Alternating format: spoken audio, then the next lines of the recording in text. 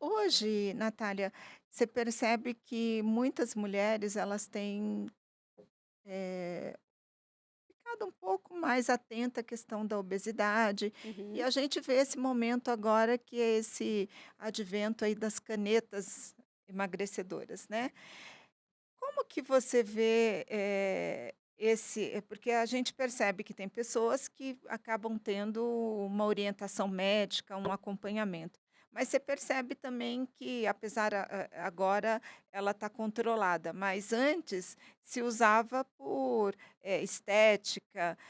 Como que você enxerga, né, você como uma cardiologista, o uso, né, o Indiscriminado. benefício, né, o benefício por um lado e o uso totalmente É. indiscriminado aí das Na canetas, né. verdade, as canetas, elas são, estudadas para tratamento de obesidade, tratamento de diabetes, não para perder peso numa pessoa que é saudável. Uhum, Então, esse uso por pessoas que querem só perder ali uns 2, 3, 5 quilos, não faz muito sentido. Tem uhum, efeitos colaterais que a gente, né, deve preocupar com eles. Uma pessoa uhum, saudável tomando uma medicação que não precisa, né. aham, Então, o uso mesmo, os grupos estudados são de pacientes obesos que tiveram benefício na redução do peso com essas medicações. uhum, E é justificado essa questão dele ser controlado, porque o uso para fins estéticos, ele, né, não é isso que a gente deve fazer.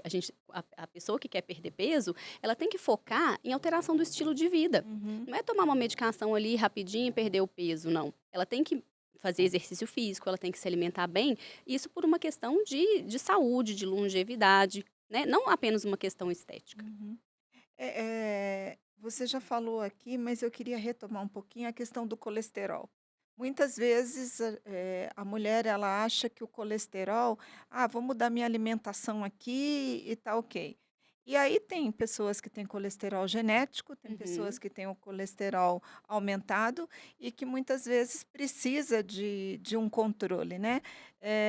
Eu queria que você falasse um pouquinho sobre o colesterol, que eu acho que a gente acaba negligenciando, Uhum. e é algo que você também tem que ficar muito atento, né. Muito atento. O colesterol alto, ele deposita nas artérias e é a principal causa do infarto, né? Infarto, AVC, das doenças cardiovasculares em geral. Então, o colesterol, a gente não avalia apenas o valor isolado desse colesterol. Para tratar o colesterol, a gente avalia o paciente como um todo, o risco desse paciente. Então, se você chegar ali no meu consultório com um colesterol de 120, eu não vou tratar um colesterol. Eu vou ver o que, que você tem de comorbidades, né, se você tem hipertensão, se você tem diabetes, se você tem obesidade, e vou calcular o seu risco. E dependendo do risco, existe uma meta para esse colesterol. Se Uhum, você é de baixo risco, a meta é uma, se você é de moderado e alto risco, a meta é outra. Né? Nos pacientes que já tiveram algum evento prévio, um infarto, um AVC, a meta de colesterol é abaixo, de LDL é abaixo de 50. Né? uhum, Então, isso vai depender de eh, várias coisas. uhum, Que o colesterol, a maior parte dele, ele é produzido pela gente mesmo. E uhum, tem pessoas que têm uma maior predisposição genética para ter um colesterol elevado. Então, não adianta um paciente ali com um colesterol de 190 de LDL, 200 de LDL, ele não vai conseguir com dieta. Com dieta, a gente reduz ali de 10 a, no máximo, 30% do valor do colesterol. Ele nunca vai conseguir chegar com a dieta no valor adequado. Então, o remédio, né, nesse caso, ele é imprescindível, uhum. entendeu? Um outro tópico que há pouco tempo a gente, acabou, levando um susto aí, né, que é a questão da hipertensão, né, da pressão alta. Todo mundo, assim, minha avó, né, minhas tias, todo mundo assim: "Não, porque a pressão Que boa agora 12 é por 8 é 12/8". hipertensão.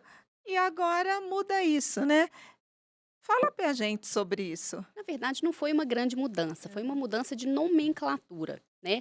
Antes, a pressão, arterial, a hipertensão era acima de 14/9 e hoje continua sendo acima de Uhum. 14/9, a hipertensão. Aham. Só que eles classificaram a pressão como pressão não elevada entre o 120/80 até o 14/9, o 140/90. Mas Uhum. por que que eles fizeram isso? Eles chamaram atenção para esse grupo de pacientes que Esse grupo de pacientes, ele precisa estar atento, porque ele tem uma chance maior de desenvolver hipertensão arterial ao longo da vida. Uhum. Então, se ele já tiver alguma outra comorbidade associada, às vezes vale, o foco desse grupo é fazer mudanças no estilo de vida para evitar que ele fique hipertenso lá na frente. Então, Uhum. mudar, alimentação, comer menos sal, fazer exercício físico, isso tudo vai ajudar no controle da pressão. Agora, se ele tiver várias outras comorbidades, pode ser que neste grupo ele precise ali de uma dose baixa do remédio, sim, mas mais focando em prevenção para ele evitar que ele fique hipertenso. Então, não é que ele está hipertenso ali com É. 12/8, ele tem uma pressão elevada, Aham. elevada, né? Aham. Não elevada, a pressão normal não elevada é abaixo de 120/80. Tem uma outra coisa também que eu queria falar com você, que é adesão ao tratamento. Quando você está discutindo com um paciente oncológico, você fala: "Olha, o seu tratamento vai ser esse, você vai ter que seguir isso". O paciente vai lá e segue Uhum. e assim, ele faz até mais do que o médico está pedindo. Quando chega no cardiologista, né, "Olha, você tem que tomar aquela medicação, essa medicação é para a vida toda, né, você tem que ir acompanhando, não sei o quê". Aí você toma a medicação hoje, aí amanhã, né, eu vou, relaxando, né, eu já passo não fazer tudo aquilo que o médico, tinha orientado. E um dos maiores gargalos na cardiovascular, eu acho que é a adesão ao tratamento. Com certeza. Como você acha que a gente pode melhorar isso? Como a gente pode orientar o paciente para ele entender, né, que aquela medicação é algo que assim, é a saída dele para que ele não venha a ter um evento, um AVC, um infarto Então, ou outras o ponto coisas, né? mais importante é a gente explicar tudo para o paciente, porque muitas vezes ele vai no consultório, você prescreve a medicação, dá para ele não entende por que que ele está tomando aquilo e aí ele não vai tomar.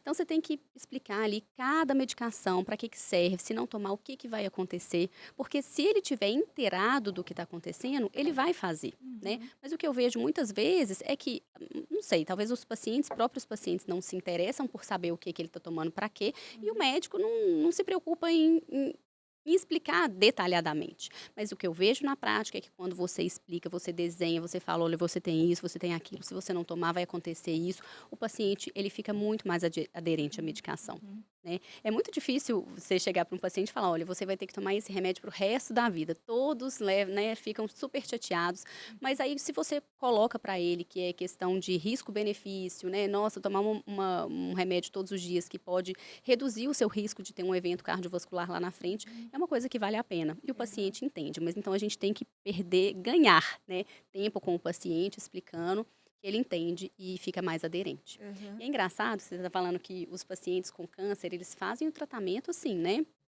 Que ele tem medo do câncer, ele tem medo de morrer do câncer, então ele faz o tratamento impecavelmente. E uma coisa que esses pacientes com câncer geralmente fazem, eles esquecem que eles têm outras doenças. é, Então o paciente ele foca no tratamento oncológico, deixa de tomar o remédio da pressão, ele deixa uhum, de tomar o remédio do colesterol, e aí ele vai e tem um evento, ele morre de um outro problema que não é o câncer, aham, porque ele negligenciou essa doença. é. Não, e isso é super importante, porque quando você vai, eh nós temos a gente, atua também muito na questão de dados, né. E quando você vai pegar dados, que nem, por exemplo, tem muitos casos que você pega, atestados de óbito, né. A pessoa estava fazendo todo um tratamento de câncer, mas ela teve uma parada cardiorrespiratória. O que entra no atestado de óbito dela lá é a parada cardiorrespiratória, mas não aparece ali, né, que foi um câncer, que foi e aí a gente aquilo que a gente sempre fala da subnotificação Uhum, dos dados, né. sim, E aí isso que você trouxe é muito importante, porque muitas vezes o paciente, ele acaba esquecendo as outras coisas, né, e ele acha que esquece ele mesmo. está né, com aquele diagnóstico de câncer, que tem que fazer aquele tratamento, e o restante ficou lá atrás, né. Então isso que você colocou, eu acho, assim, muito importante. E como você tem feito isso? Outro dia eu ouvi de uma médica, ela falando o seguinte, que os pacientes chegam até ela e ela tem que desenhar, às vezes, no papelzinho para ele, o que ele tem que tomar, né, de manhã, à tarde, à noite, e Uhum. ela tem que fazer os desenhos, porque ele não seguia, ele não fazia, ele não acompanhava, e isso depende muito do profissional que você está ali na Com frente, né. certeza. Você tem percebido isso no seu dia a dia? Porque tem algo aí também muito importante que é a nossa população está envelhecendo, Uhum. né, a pirâmide já inverteu. E como que orientar essas pessoas, né, porque muitas vezes ela não segue direitinho aquilo, né. É, a gente tem que ver o perfil do nosso paciente. Eu atendo perfil de variado de pacientes, né, Aham.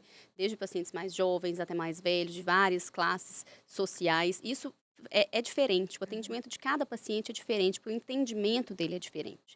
Então, a forma como eu explico para uma pessoa que tem uma menor escolaridade é diferente da que tem uma maior, Uhum. né, mas assim, é sempre, explicando da melhor forma que eu consigo para que ele entenda sobre a doença e queira tratar. Né, aí tem aquela questão dos pacientes até, que não entendem, eh, até que não escrevem, né, a gente desenha solzinho, desenha luazinha, fala qual remédio que tem que tomar de dia, de tarde, de noite, enquanto nos pacientes mais, letrados, né, você faz desenhos mais complexos que ele se interessa por saber, né, Aham. então você tem que ver o perfil do seu paciente e conversar com a palavra que ele entenda, né. Não Uhum. adianta você chegar ali para um paciente que não entende nada, falar numa linguagem difícil que ele não vai entender nada. Uhum. Natália, estamos chegando ao final aqui Oh, do já? nosso bate-papo, né, você vê, foi assim foi tão bacana e tão rápido.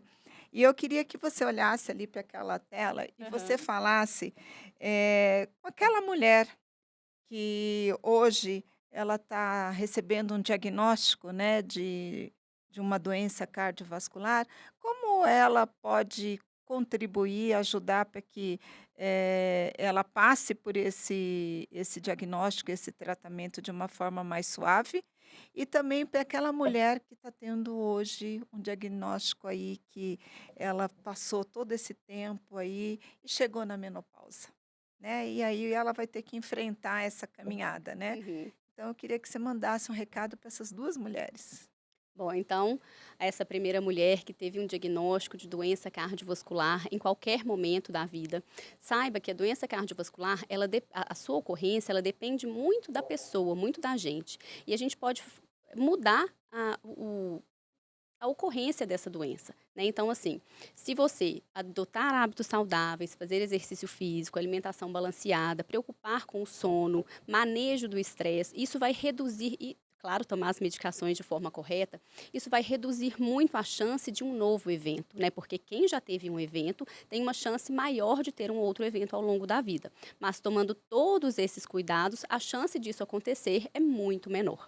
E para as pacientes ali que chegaram na menopausa, se não estiverem fazendo, acompanhamento cardiológico regular, que já deveriam estar fazendo desde os 40 anos, elas devem procurar, um cardiologista para poder avaliar os seus fatores de risco, ainda que, existe a terapia de reposição hormonal, né, que toda paciente que deseja fazer uma terapia de reposição hormonal precisa de uma avaliação cardiológica, prévia.